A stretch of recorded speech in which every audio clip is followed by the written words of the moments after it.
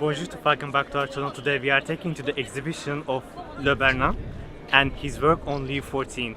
So, on y va.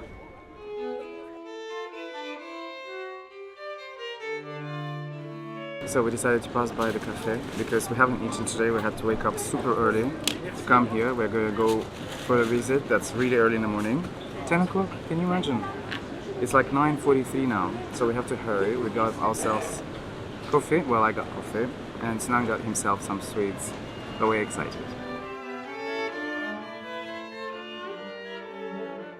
This summer, a major exhibition inside the chateau reframes one of its most compelling encounters between Bernin and Louis XIV. But who was Bernin, you might ask? Well, that's how he's called in France. Otherwise, you've probably heard of him under the name of Bernini, or precisely, Gian Lorenzo Bernini. Today we will discover the story of the visit of this incredible Italian artist who, a little under 400 years ago, was at the height of his career as the most celebrated sculptor, architect, and artist in the 17th century Europe.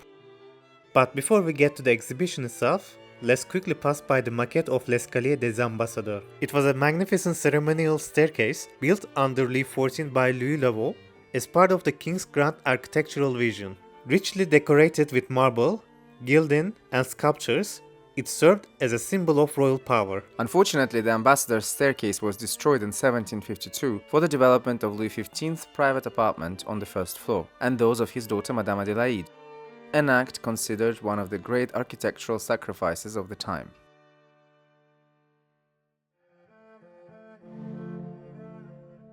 The exhibition is held in the apartment of La Dauphine and traces Bernin's time in France. As a side note, I was overjoyed with the presence of Louis XIV's portrait by Charles Lebrun.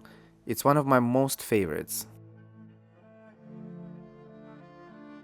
By 1663, 2 years of Louis XIV's personal governance, France, with great involvement of Jean-Baptiste Colbert, who was the general control of finances under the Sun King, began to assert itself in Europe, in the politics of prestige, through the means offered by letters, the arts, and their institutions.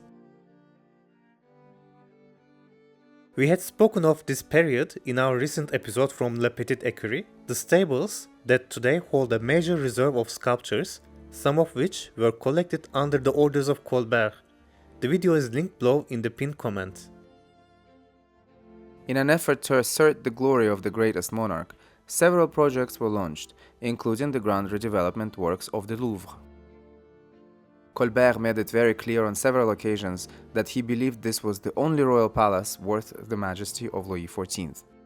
The proposals of Bernin for the Louvre pleased Paris, especially the king. However, due to their complexity, it became clear to Colbert that Bernin needed to be physically present in Paris. The Pope Alexander VII was not pleased with such demands from the king himself, as Bernin was already occupied with the colonnade of St. Peter's Basilica in Vatican. It took 2 years of negotiations and invitations sent to Rome for the Pope to finally agree to part with his favorite artist at the will of Louis XIV. It is said that Colbert, upon learning of Bernin's imminent arrival in Paris, jumped for joy. The welcome that France reserved for Bernin was worthy of a prince. After all, he embodied the Baroque ideal. Bernin stayed in Paris from June 2nd to October 20, 1665. The artist proposed an audacious design for Louvre, a dramatic curved facade that enveloped the visitor in a kind of imperial embrace, which was rejected by Louvre and Colbert. Simply put, his proposals clashed with the French architectural ideals, which were more restrained, more geometric, and classically ordered. Following this failure, the realization of the buste of Louis XIV took precedence, and was officially ordered on June 20, 1665. Bernin began to work immediately on the project with procuring the white Carrara marble, something extremely difficult to find in Paris. Additional works are present to retrace the context of this portrait and remind us of the artistic clash between the Roman Baroque and the French Classicism. Initially, he observed and sketched the monarch in motion, seeking to capture the Sun King in action. On July 14, Bernin began to work tirelessly on the marble. 16 days later, he requested to see His Majesty, with Louis XIV eventually posing 13 times between August 11 and October 5, 1665. During those sessions, which would last hours, Louis XIV had to stay motionless, while the maestro would approach the monarch and study him from all the sides, then retreat back to his marble. Finally, on October 5th, Bernin declared to the king the completion of the bust, saying that he worked there with so much love that he believed it was the least bad portrait that had come out of his hands. Maestro was overwhelmed with emotion and cried, while the Sun King showed him his high consideration.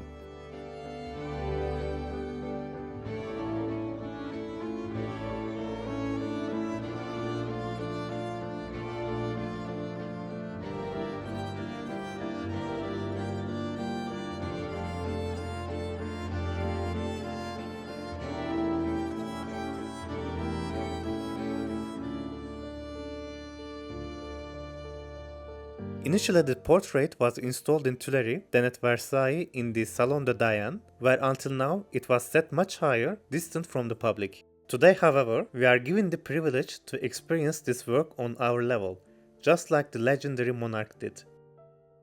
The setup recalls that of 1665, and let us tell you, it's a whole other feeling. Indeed, we've seen this work on many occasions, but here, it feels like we see it for the first time. The king turns slightly, cloak swept by imagined wind, with a gaze that radiates authority. The action that Bernin looked to capture is strikingly present. The pose and the stare of the Sun King left us speechless. Perhaps this is how one felt when meeting him in person, before his sovereign greatness, at least to a certain extent.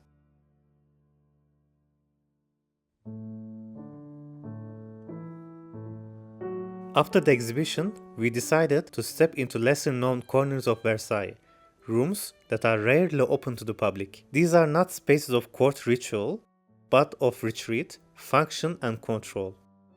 Making our way up a new staircase, we found ourselves in the Cabinet de la Cassette, a room few visitors even know exists. It was originally a bathing room created for Louis XV, tucked away behind his private apartments which we visited last year. Under Louis XVI, this room became a private office with other rooms just nearby carrying out the supporting function. 2 flights upward and we find ourselves in an even more secluded space of the palace, the king's private library. This room is exceptional. It is said to have been used by both kings to a great extent, with Louis XVI spending a significant amount of time here observing stars and possibly the court below, considering the views. Here, the shelves once held volumes of astronomy, navigation, mathematics, and natural history. The table dates back to the Ancien Regime and is said to be purchased by Louis XVI. The contrast we feel here is striking. Below is the hall of mirrors, above, quiet wood, leather bindings, and stargazing. Before leaving the chateau, we had a glimpse at Marie Antoinette's Cabinet de la Méridienne, but to see it in full, we invite you to watch our episode on the Queen's private quarters. As for this visit, we are as impressed as ever, because to us, Versailles remains more than just a monument, but a mind, complex, secretive, and always watching. So thank you so much for joining us on this visit. We hope you enjoyed this, and if you did, then don't forget to like, share, and subscribe, and until the next one, au revoir.